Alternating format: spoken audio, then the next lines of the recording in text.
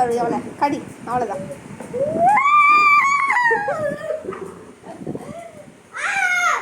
அப்போ சும்மா இருக்கணும்ல, அவனை போய் அட்டாக் பண்ணாடி.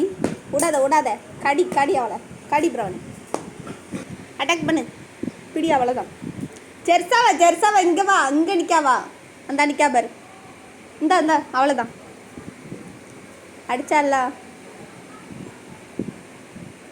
கடி விடாத. 4 கடி தான் வச்சுருக்கா, அதையும் பிடிக்கிட்டு விடு. உனக்கு நல்லா பெரிய எலும்பு கிடைக்கும். தொடைய தான் விடாத, கடிச்சிருக்கு. 1/2 கிலோ கறியை பிடிக்க எடுத்துடணும். அங்கே இருக்கதே 1/2 கிலோ கறி தான், பிடிக்கிட்டு வந்துரு. விடாத.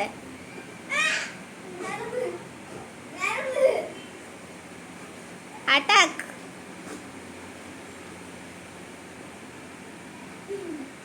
டோன்ட் லீவ் ப்ரௌனி, விடாத. வாயை விடுறா லூசு. பல்லு வச்சு கொதறனால மேலே காலத்துக்கு மட்டும் பொத்துட்டு விழுந்துருவாவா.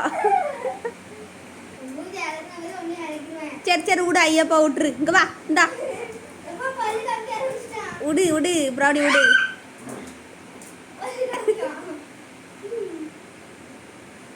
ஸ்க்ரீனு கிளியே போதுப்போ.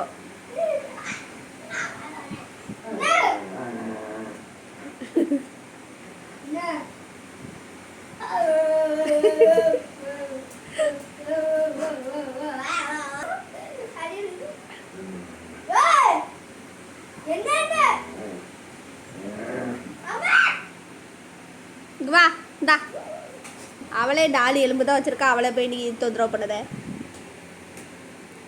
அடிக்க மாட்டேன்னு சொல்லிருமேலு. நீ அடிச்சா கையை ஒடிச்சிருவேன். அவனை அடிச்சடா. நீ அடி வாங்கினா 2 போடு போட்டிருந்தேன் ப்ரௌனி. அப்படின்னா தான் அவள் சும்மா இருப்பாள். சேகன் கேளு. சாரி போல்.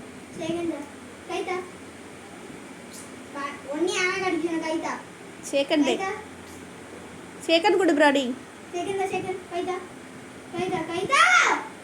கட்டாவ கிளம்பலா பெருவேன். சேகன் எறும். சாரி சொல்லு. நீ தான் அடிச்சல்ல அவனை மேல.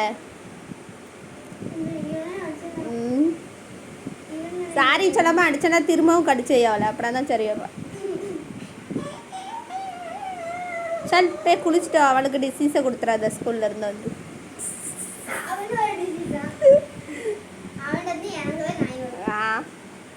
அவனோட அப்படி இல்லைல்ல, அவனோட எச்சி பட்டுச்சுன்னா ஃபுல் புண்ணும் சரியாயிடும் நம்மளுக்கு. அதாவது நாய்களோட வாயில் வந்து 1000 கிருமிகள் இருக்கும் நாக்கில்.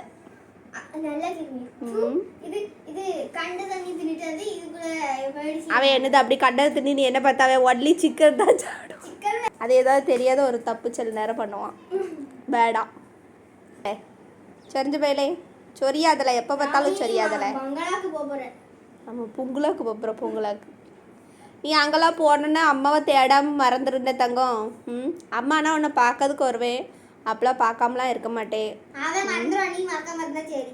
அப்படி இல்லை, பெரிய இடத்துக்கு போயிட்டு அங்கே சந்தோஷமாக அங்கே உன்னை ஃப்ரீயாக தான் வச்சுருப்பாங்க. கெட்டிலாம் போட மாட்டாங்க. அதனால தான் அம்மா அங்கே கொடுக்க அலோவ் பண்ணுவேன். அதுவும் உன்னை கொண்டாந்து பார்த்துட்டு எப்படி இருக்குது இடம், நீ ஃப்ரீயாக இருப்பியா, சாப்பாடு நல்லா தராங்களா, எல்லாமே செக் பண்ணி தான் உன்னை விடுவேன். எல்லாம் இந்த பரதேசிகளால் என் பிள்ளையை கொண்டு போய் நான் கொடுக்க வேண்டியிருக்கு. ஊருக்கு போகிறது கூட நம்ம யார்ட்டையாவது ஒரு 1 மந்த் அப்படி பார்க்க சொல்லலாம். இங்கே லூசோலி ஒரே ஐடியாக குடுன்னு தானே எல்லாரும் பேர் எடுக்கவும். ஆப்பா சும்மா நடிப்பார், எனக்கு தெரியும். இந்த ப்ரௌனி நீ அம்மாவை தேடாத. உன்னைக்கு அக்கா மாதிரி ஒரு பூனைக்குட்டி தாரேங்க. நீ அவ கூட 2 பேரும் விளாண்டுட்டு இந்த பெசாட்டி இந்த 4 பிள்ளைகளும் அவங்க கூட அனுப்பி வச்சிருதே அம்மா.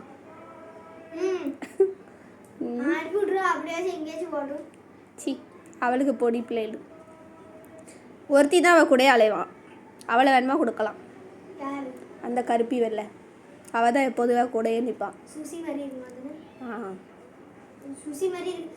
பாப்பா அவங்கள்ட்ட சொல்லுவோம், உனக்கு கேட்டு இவன் கூட விட்டுக்கோங்க. ஏன்னா 2 பேரும் எப்போதும் சேமாக தான் இருப்பாங்க துணையா.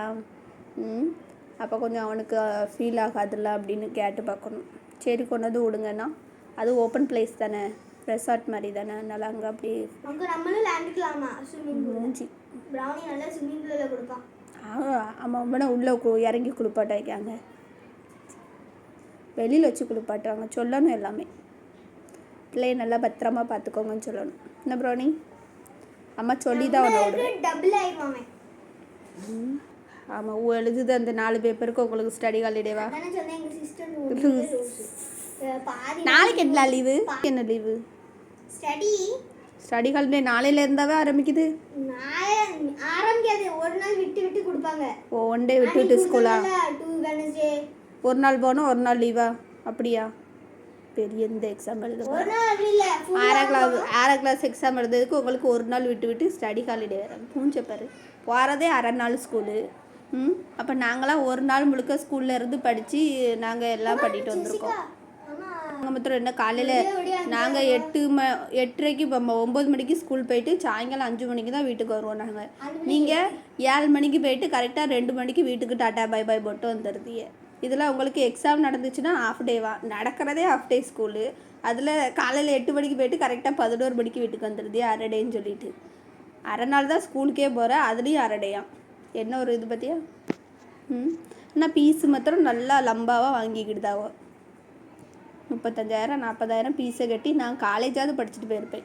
பிஹெச்டி முடிச்சிருப்பேன். நான் ஒன்றை படிக்க வைக்கிறதுக்கு நான் பிஹெச்டி முடிச்சிருந்தேன்னு வச்சுக்கோ, நான் லம்பாவாக வாங்கிட்டு போயிடலாம்.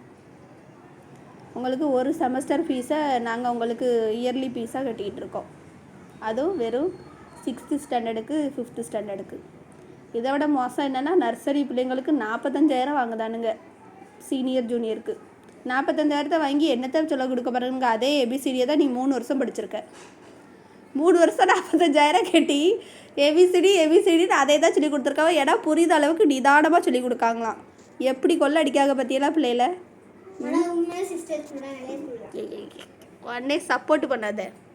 அது எப்படின்னா சொல்லி கொடுக்க வேண்டியது. அதுக்கு இவ்வளவு ஸ்லோவாக உங்களுக்கு 3 வருஷமாக ஏபிசிடி நீ படித்த பாரு, அதே மாதிரி யாரும் சொல்லி கொடுக்க மாட்டாங்க. சீனியரில் ஏபிசிடி தான் சொல்லி கொடுத்தாங்க, ஜூனியரில் ஏபிசிடி தான் சொல்லி கொடுத்தாங்க.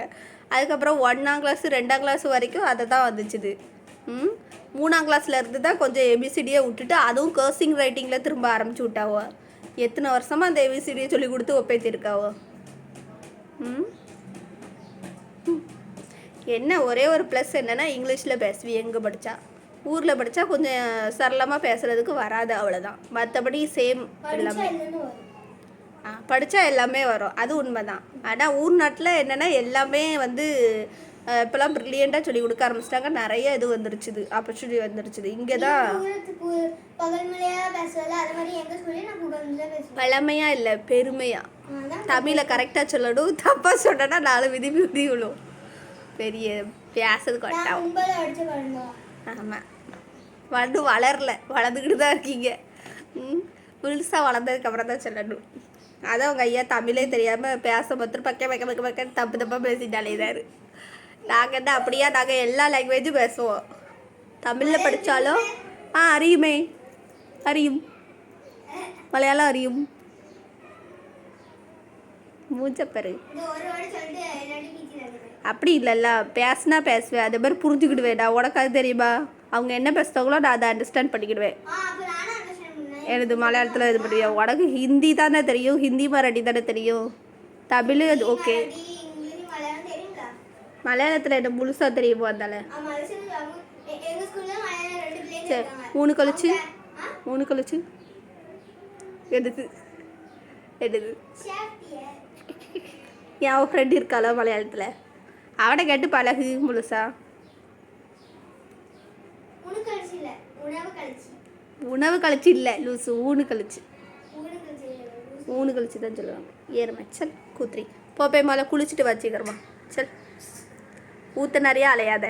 ஊர் நாட்டில் மாத்திரம் 6 மணிக்கு போய் குளிக்க தருதில்ல, அதே மாதிரி வீட்லேயும் குளிக்கணும். ஷவர் அடுப்புக்குள்ள தான் போடும். இவனுக்கு ஏன் இந்த பையனுக்கு ஏன் பேய் பிடிச்சிருச்சு? பக்கி அங்கே பாரு, கேட்டு ஒழுங்காக லாக் போட்டிருக்கியான்னு பாரு. திடீர்னு பேய் வந்துருச்சு. யாரும் போகிறது அவனுக்கு ஸ்மெல் ஆயிடுச்சுது. டபுள் லாக் போடு. கேட்டுக்கு மேலே ஏறி கூச்சிடாத. எதுக்கு தான் இப்படி சரி மாறிட்டாலேதான்னு தெரில. என்னத்துக்கு கொக்கு பொக்குங்கன்னு தெரில. ஏன் என்ன ஆயிட்டு? வாரியில் கொண்டு அடிச்சாங்களே. வாரியெல்லாம் கொண்டு அடிக்கல. அந்த லூசா அன்னைக்கு எலும்பு கால் தின்னோம்னா அது ஏதோ உள்ள தொண்டைக்குள்ள சிக்கி இருக்குதோ என்னப்போ தெரில. இன்னுமா சிக்கி இருக்குது. 3-4 நாள் ஆகுது. ஆனால் இன்னும் சரி மாறிட்டு தான் அலையதான். ஏன் இந்த மாதிரி பண்ணுதுன்னு தெரில. கமெண்ட்டில் யாராவது தெரிஞ்சால் சொல்லுங்கள். அவனுக்கு அடிக்கடி இந்த மாதிரி பண்ணுறான். குறுக்கு அப்படி செய்தான். சளி மாதிரி இதாவது அப்புறம் ஒரு மாதிரி தொண்டையை முழு ஏதோ உள்ளே இடிச்சிட்டு இருக்க மாதிரி ஃபீல் பண்ணி பண்ணுறான். கருக்குன்னு போகிறாம்மா சோறு வைக்க. டிவி எடுக்க மாட்டோம் தெரில.